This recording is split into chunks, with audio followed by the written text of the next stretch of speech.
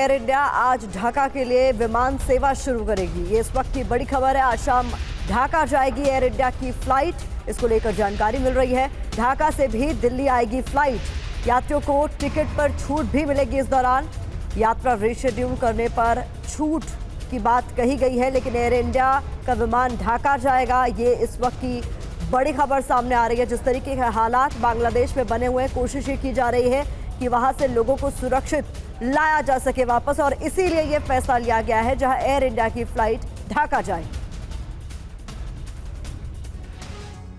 राज्यसभा में विदेश मंत्री एस जयशंकर ने कहा कि प्रदर्शनकारियों का एकमात्र एजेंडा हसीना को हटाना था।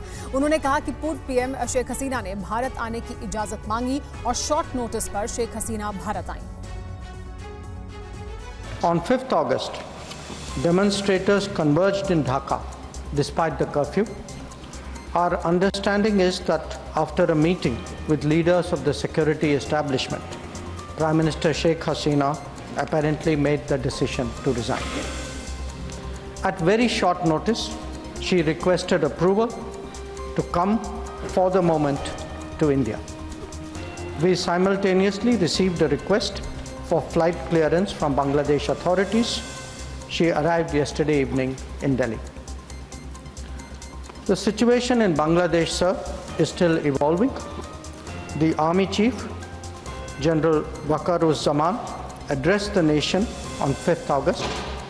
He spoke about assuming responsibility and constituting an interim government. और विदेश मंत्री एस जयशंकर ने यह भी कहा कि हिंसा के बाद जुलाई में 9,000 छात्र भारत लौट चुके हैं। उन्होंने उम्मीद जताई है कि बांग्लादेश में जो भी सरकार होगी, बाकी लोगों को भी सुरक्षा देगी। We are in close and continuous touch with the Indian community in Bangladesh through our diplomatic missions.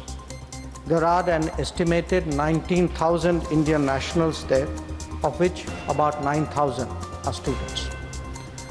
The bulk of the students, however, have already returned to India in the month of July by the advice of the High Commission.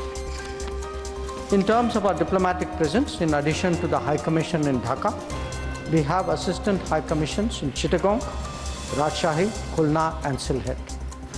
It is our expectation that the host government will provide the required security protection for these establishments. We look forward to their normal functioning once the situation stabilizes. Chairman, sir, we are also monitoring the situation with regard to the status of minorities. There are reports of initiatives by various groups and organizations to ensure their protection and well-being. We welcome that, but will naturally remain deeply concerned till law and order is visibly restored. और बांग्लादेश संकट का असर भारत की कूटनीति पर पड़ा है। विपक्षी सांसदों का कहना है कि बांग्लादेश में तख्ता पलट भारत के लिए सही नहीं है। सुनिए आम आदमी पार्टी के सांसद संजय सिंह और कांग्रेस के राजीव शुक्ला ने क्या कुछ कहा है। राष्ट्रीय सुरक्षा से जुड़े मसले ऐसे होते हैं जिसमें पक्ष विपक्ष सबको एक साथ खड़े होने की आवश्यकता होती है। विदेश मंत्री जी ने अपना बयान जो सदन में रखा, उस पर हम लोगों ने कोई क्वेरी नहीं की, ये मानते हुए कि देश की सरकार और विदेश मंत्री जो हालात के बारे में बता रहे हैं वो एक सही जानकारी दे रहे होंगे। देखिए, बांग्लादेश की जो स्थिति है हमारे लिए बहुत चिंताजनक है, क्योंकि हमारा बहुत गहरा मित्र होता था। बांग्लादेश की आज़ादी में भारत का बहुत बड़ा रोल है। मुजीबुर रहमान और शेख हसीना हमारी एक मित्रतापूर्ण सरकार थी वहाँ पे, और ये जिस तरह से सब कुछ हुआ है, मुझे लगता है कि ये एक भारत के लिए सही नहीं है। तो हमें नई रणनीति के साथ काम करना पड़ेगा। और दूसरी जो सबसे बड़ी चीज़ है, वहाँ जो हमारे भारतीय हैं और भारतीय मूल के लोग हैं और जो वहाँ पे अल्पसंख्यक हैं, उन सबकी सुरक्षा का पूरा बंदोबस्त होना चाहिए। और दिल्ली में विपक्षी दलों के सांसदों ने कहा कि बांग्लादेश संकट पर भारत को अलर्ट रहने की जरूरत है। विपक्ष इस संवेदनशील मुद्दे पर सरकार के साथ है। एक डेमोक्रेसी के लिए जो एस्पिरेशन थे वो एड्रेस नहीं हुआ था। बीता चुनाव आप याद करिए। तो अगर इस पूरे आर्किटेक्चर को हम समझें, उसकी परिणति हुई है कि शेख हसीना को देश छोड़ना पड़ा। ऐसी छवियां भी हमने देखी थी जो कुछ वर्ष पूर्व अंदाजा नहीं कर सकते थे कि शेख मुजीबुर रहमान बंग बंधु की प्रतिमा जिस प्रकार तोड़ी जा रही थी, तो मेरा मानना है कि इस मल्टी लेयर्ड आर्किटेक्चर को समझते हुए हमारी सरकार जो भी निर्णय लेगी हम उसके साथ हैं। Of how the opposition as well as the government is in tune with whatever decision the government takes for the interests of our nation, considering Bangladesh is a neighboring state, a border state, and we already have a challenge on our hands through Pakistan. We would have to ensure that as soon as possible there is normalcy that returns to Bangladesh. Indians who are there are brought back to India. Sheikh Hasina को लेकर TV9 की exclusive खबर। आज सर्वदलीय बैठक में सरकार ने शेख हसीना पर जानकारी दी।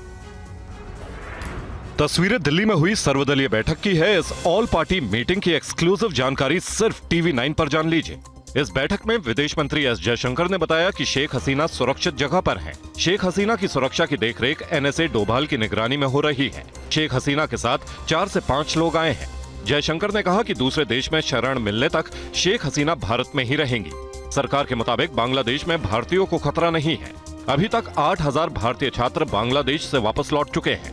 शेख हसीना से ज्यादा बातचीत नहीं हो रही है, वो अभी सदमे में है, उनका ख्याल रखा जा रहा है। इसके अलावा राहुल गांधी ने पूछा कि क्या बांग्लादेश में हुए तख्तापलट के पीछे विदेशी ताकत का हाथ है। इस पर विदेश मंत्री ने कहा कि इस तरह की साजिश से इनकार नहीं कर सकते। इस ऑल पार्टी मीटिंग में विदेश मंत्री एस जयशंकर ने कहा कि सरकार फिलहाल बांग्लादेश आर्मी के संपर्क में है। फिलहाल हालात नाजुक हैं। आगे जैसी स्थिति होगी अपडेट करेंगे। आगे जो भी सरकार आएगी उसके साथ डील करेंगे। जयशंकर के मुताबिक बांग्लादेश बॉर्डर पर फिलहाल चिंता जैसी कोई बात नहीं है।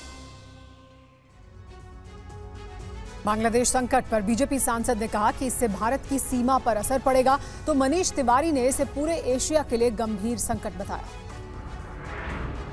बहुत दुखदाई है कि लोकतंत्र नाम की चीज़ भी कहीं भी आसपास के देशों में देखते हैं, पाकिस्तान में देख लो, अफगानिस्तान में देख लो, जितने भी कंट्री हैं उसमें इस प्रकार से वातावरण निर्मित किया जाता है। मुझे लगता है कि ये एक संदेश देता है कि हमारा लोकतंत्र बहुत मजबूत है। पहले भी वो गई थी, फिर दोबारा आई थी और दोबारा गई हैं, तो मुझे लगता है कि इस प्रकार के वातावरण वहाँ पर उन्होंने लगातार बांग्लादेश के लोगों को वो रोजगार देने का काम किया, उनको आत्मनिर्भर बनाने का काम किया, आसपास के देशों से अच्छे संबंध बनाने का काम किया। बहुत प्रतिभावान तरीके से उन्होंने काम किया है। लेकिन हमारे लिए समस्या ये है कि वो हमारा काफ़ी बॉर्डर उनसे लगता हुआ है, तो हमें इसलिए सचेत रहने की आवश्यकता है। बांग्लादेश तो अपने हिसाब से जो मुस्लिम कंट्री होते हैं अपने हिसाब से जो भी डेवलपमेंट करेंगे, लेकिन हमें सचेत रहने की आवश्यकता है। ऐसा है कि बांग्लादेश की परिस्थिति बड़ी संवेदनशील है, गंभीर परिस्थिति है। जिस तरह के हालात उस देश में बने हैं वो पूरी दक्षिण एशिया के लिए और पूर्व एशिया के लिए चिंताजनक है।